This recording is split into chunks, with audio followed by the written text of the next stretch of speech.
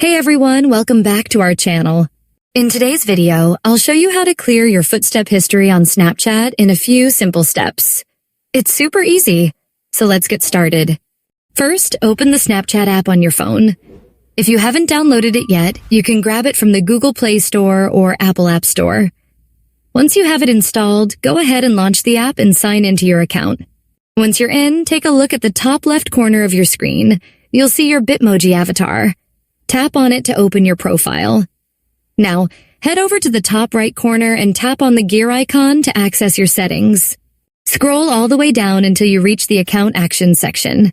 Here, tap on Maps, and you'll see a few options, including Clear Location History, use places I've tagged in my story posts, recommend places to friends, and finally, Clear Footstep History.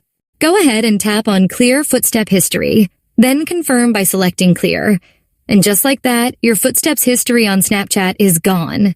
If this tutorial was helpful, don't forget to give it a thumbs up, leave a comment, subscribe to our channel, and hit the bell icon so you don't miss out on future videos. Thanks for watching, and see you in the next one.